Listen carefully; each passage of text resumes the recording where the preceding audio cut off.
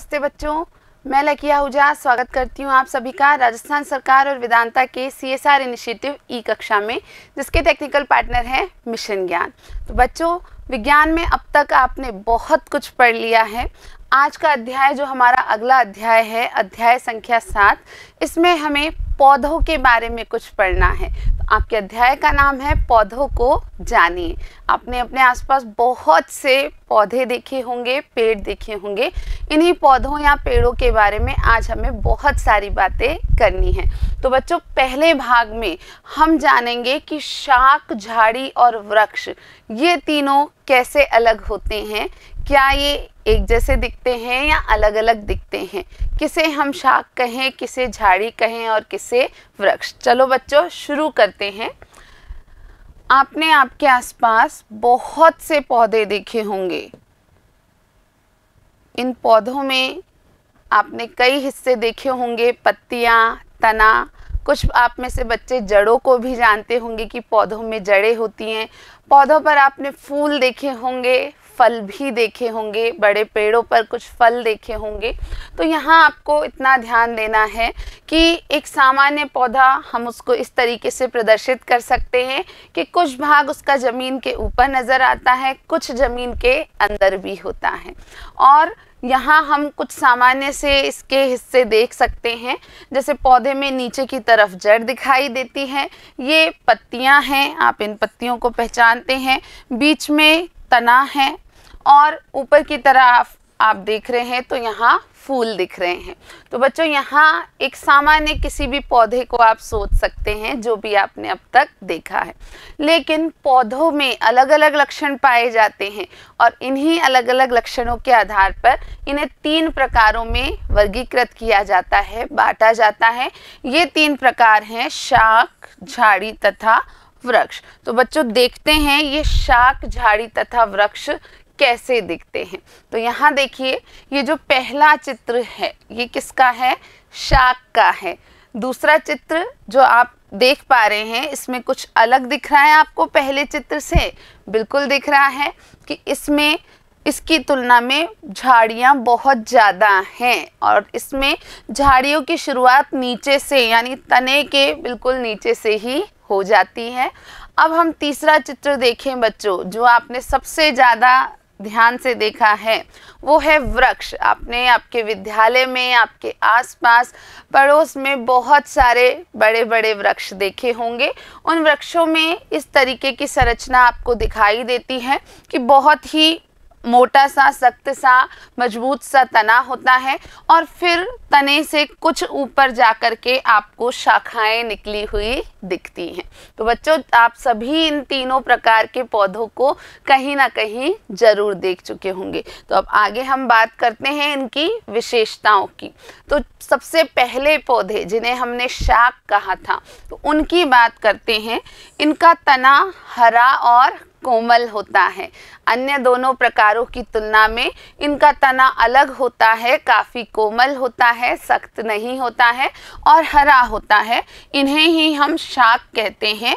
सामान्यतः छोटे होते हैं। इनकी जो आकार होता है वो बहुत बड़ा नहीं होता है। सामान्यतः ये कुछ छोटे होते हैं और इनमें अक्सर कई शाखाएं नहीं होती हैं।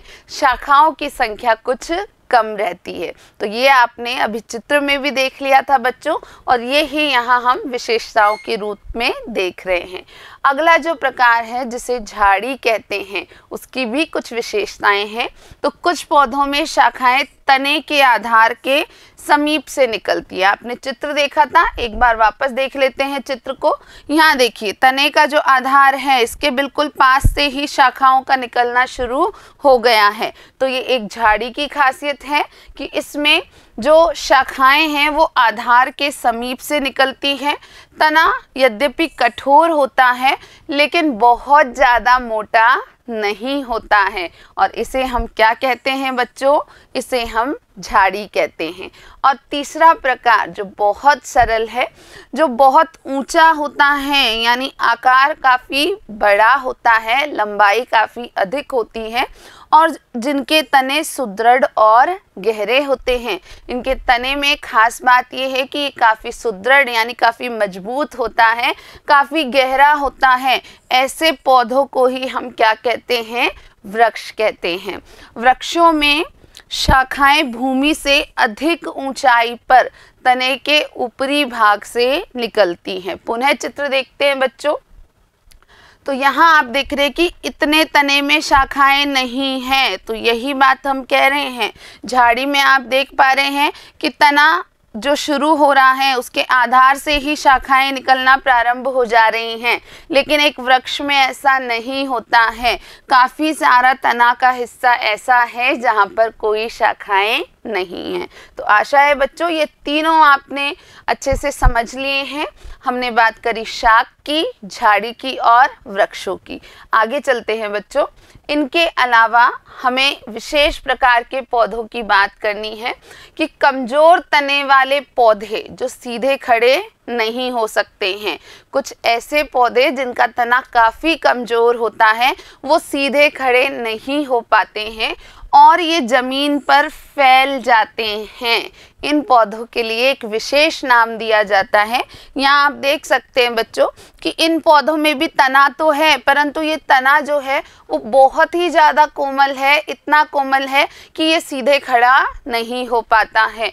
इस कारण से ये भूमि पर या ज़मीन पर फैल जाते हैं, जैसे यहाँ आपको दिखाई दे रहा है। और ऐसे पौधों को हम क्या कहते हैं? विसर्पी लता कहते हैं। तो इन पौधों का नाम है विसर्पी लता। ये जो आपको दिख रहा है ये विसर्पी लता कहलाता है। उसके अलावा कुछ पौधे ऐसे होते हैं जो सहारे या सहायता से ऊपर चढ़ जाते हैं। जैसे आप यहाँ देख पा रहे हैं कि इस दीवार के सहारे ये पौधा ऊपर चढ़ गया है। आपने ऐसे पौधे भी अपने विद्यालय में या घर में या आसपास कहीं ना कहीं जरूर देखे होंगे बच्चों। इन्हें हम कहते हैं आरोही। ये पौधे क्या कहलाते हैं? आरोही। सामान्य भाषा में घरों में इसे बेल का नाम दिया जाता है कि बेल ऊपर चढ़ रही है। आपने ज़रूर ऐसा सुना होगा। तो ये पौधे सीधे कब चढ़ पाते हैं? जब इन्हें कोई सहारा या सहायता मिल जाती है, जबकि विसर्पी लता किसी भी सहारे के आधार पर भी ऊपर सीधे खड़ी नहीं हो सकती है। ये दोनों प्रकार शाख, झाड़ी और वृक्षों से भिन्न होते हैं, या जो सामान्य पेड़ हैं उनसे भिन्न होते हैं। तो बच्चों इस पहले भाग में हमने सिर्फ पौधों के कुछ प्रकारों को जाना है। ये प्रकार आपको बहुत ही अच्छे से याद रखने हैं। शाख क्या है, झाड़ी क्या है और वृक्ष क्या है, ये जानने के बाद अगले भाग में हम जो पेड़ होते हैं उनके तनों की और पत्तियों की बातें करेंगे। तो बच्चों आज के इस भाग में इतना ही। मिलते हैं अगले भाग में। वीडियो देखने के लिए आप सभी का बहुत बहुत धन्यवाद।